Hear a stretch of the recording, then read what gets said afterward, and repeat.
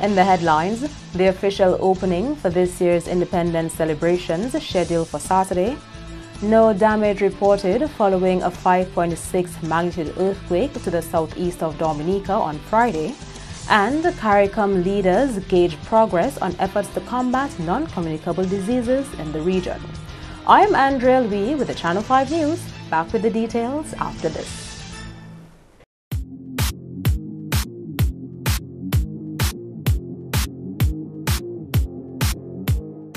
M&J Covering is the producer of designed galvanized and galvalume in Dominica. They design to your specifications, color and length, 4 styles of galvanized and galvalume pre-painted roofing sheets as requested, and supply all your galvalume accessories. M&J Covering helps you control spending and reduce waste. At M&J Covering, they are also equipped to build your roof to precise standards anywhere on island. So come to M&J Covering at 1 Mile in Portsmouth or call 445-5001-275-5003 today.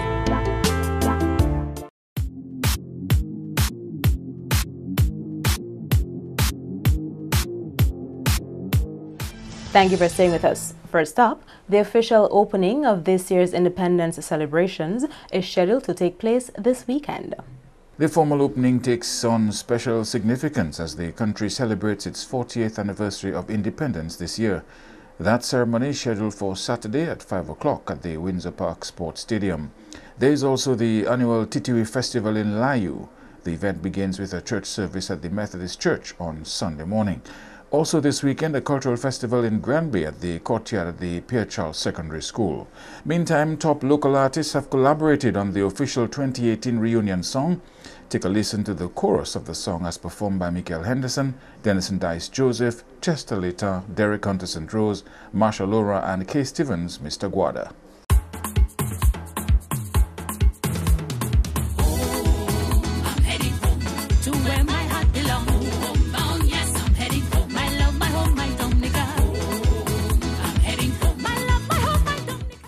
The theme of this year's Independence celebrations is My Love, My Home, My Dominica, building a resilient nation.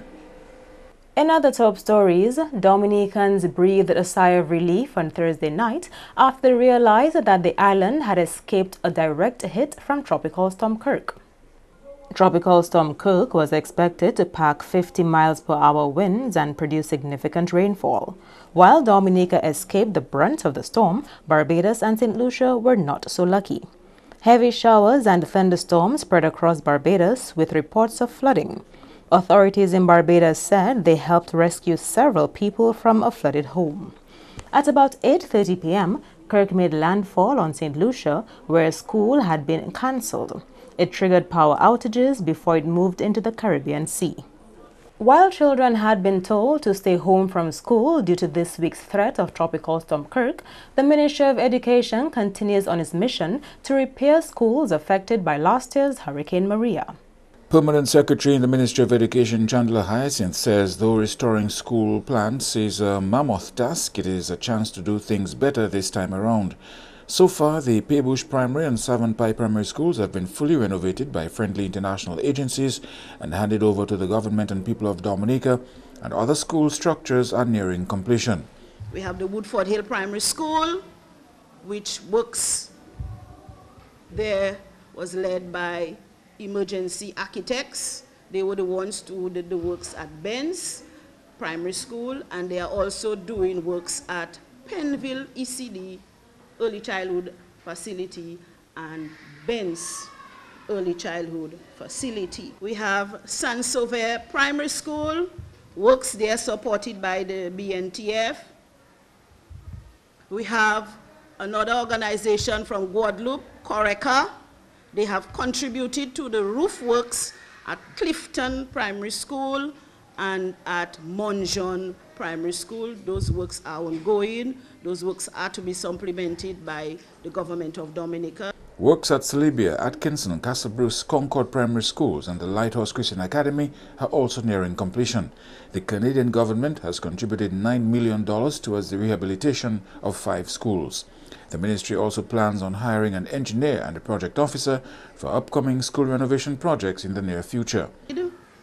We have, last week, we made the announcement of the Canada government and their contribution of some $9 million towards the construction or rehabilitation of 5 schools. This is going to be led by the CDB, and we are well on our way in working with those organizations in that process. We have Carnival Corporation, who is funding the rehabilitation efforts of Maho Primary School. Already, they have assigned, they're working with UNICEF and UNOPS, and these officials are already on the ground collecting the data, doing the design works, doing the preparation works so that we can start work at Maho. Later, in the next few days, we'll be advertising for a project officer and an engineer to work with CDB on the Canadian-funded schools. A team of engineers from the People's Republic of China has been engaged to collect data for the 6 schools which that government plans to renovate. We have with us 6 engineers, a team of engineers and architects from the government of the People's Republic of China. They are going to be working on rehabilitation and construction of 6 schools. We are on the ground with them collecting data so that they can do all the feasibility studies, so that they can go and begin to do the design work and other preparatory work for reconstruction of some schools. And the schools are the Goodwill Secondary School, the Siniku Primary School, Thibault, Calibishi, Bellevue, Chopin, and the Tetmon Primary Schools. The Caribbean Love Now Foundation, a group from Jamaica, will be undertaking renovation works on 3 primary schools. In more news, no damage has been reported following a 5.6 magnitude earthquake to the east-southeast of Dominica on Friday. According to information from the University of the West Indies Seismic Research Center, a 5.6 magnitude earthquake occurred at 8:32 Friday morning at a depth of 10 kilometers. The earthquake was located at 15.1 degrees north and 60.43 degrees west, which is southeast of Dominica. Reports indicate that tremors from this earthquake were also felt in St. Lucia, Martinique, and Guadeloupe. There was also a second earthquake on Friday morning felt close to 9:30. Acting National Disaster Coordinator Fitzroy Pascal released this statement to the media. The ODM can confirm that there were 2 earthquakes relatively close to Dominica. The first, which was felt at 8:32 a.m., was located about 109 kilometers east-southeast of Dominica, magnitude 5.6, depth 10 kilometers.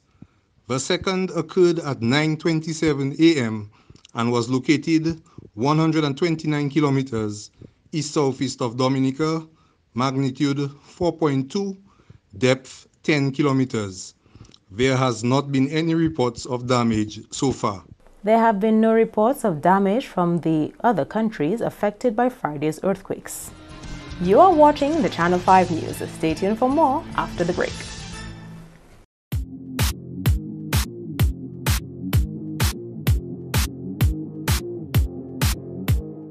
Rudolph Thomas Enterprise in Portsmouth, your suppliers of building materials and hardware products. Over 20 years experience in the business. Rudolph Thomas has lumber and plywood, galvanized and fence pipe. Check out Rudolph Thomas for ceramic and vinyl floor and wall tiles, nails, nuts and bolts, paint and painting supplies. And check out their line of electrical and hand tools. Go now to Rudolph Thomas on 1240 Bay Street in Portsmouth.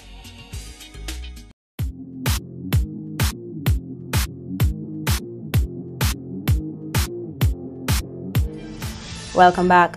CARICOM leaders attending the 73rd session of the United Nations General Assembly in New York met on Thursday to discuss progress made in combating non-communicable diseases in the region. They also recommitted their support for innovative approaches for addressing the NCD's problem.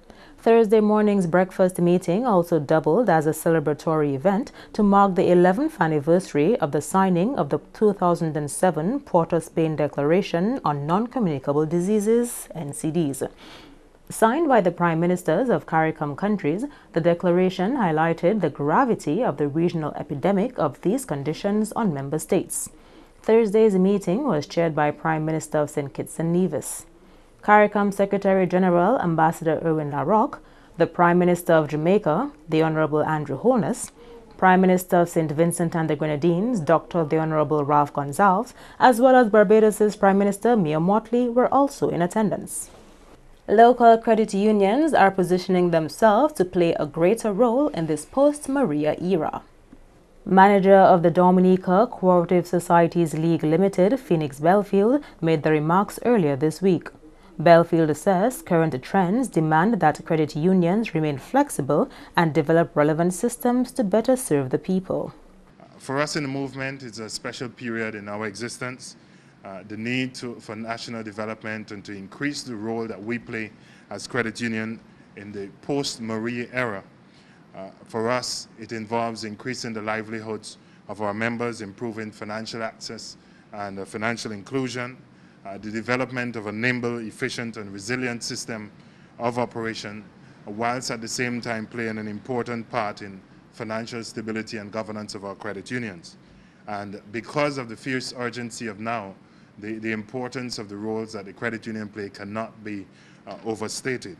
Belfield pointed out that the financial landscape has been changing over the years and credit unions must adapt and address concerns as they arise. We have seen in recent times an increase in the calls for the reduction in delinquency in our loan portfolios, the increases in calls for governance, increased corporate governance and accountability. We've also seen an increase in calls for tighter regulations of the financial sector, and most of you would have had an opportunity to review the IV consultation report from the IMF, and it speaks volume about the need, what they deem as the need to increase regulations in the sector.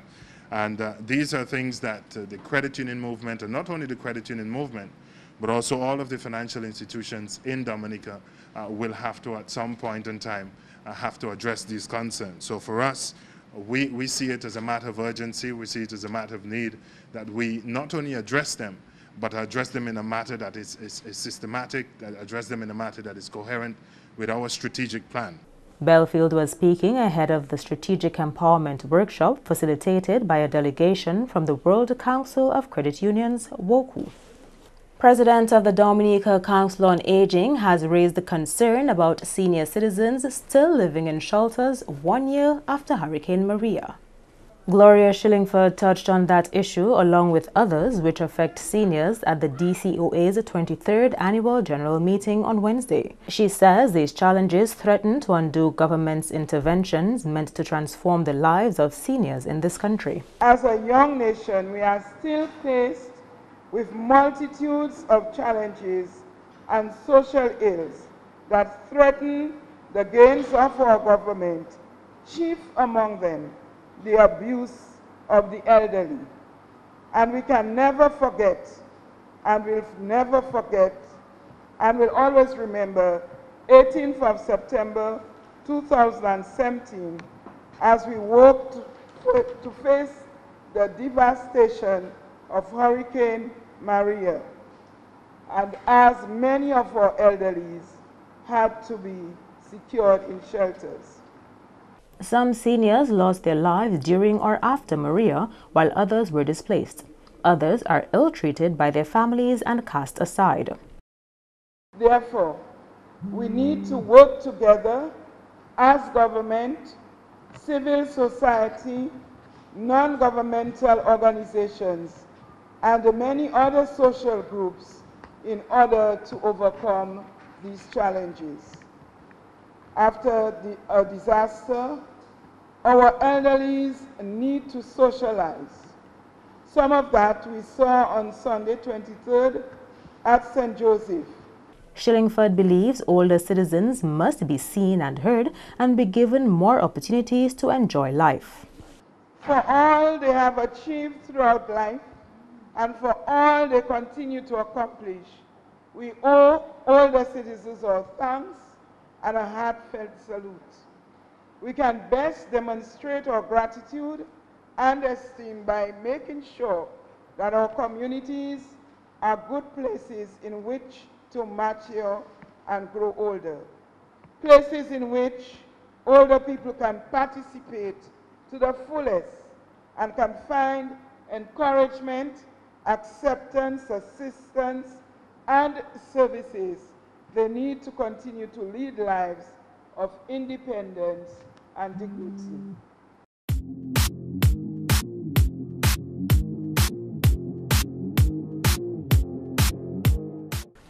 To end the news, the headlines again. The official opening of this year's Independence celebrations is scheduled for Saturday. No damage reported following a 5.6 magnitude earthquake to the southeast of Dominica on Friday. And CARICOM leaders meet to assess efforts in combating non-communicable diseases in the region. Feel free to contact us at news@marpin2k4.com. You can also access our past newscasts on our YouTube channel. On behalf of the entire production team, I'm Andrea Louis, and to all of our viewers around the world, thank you so much for watching. Have a wonderful weekend.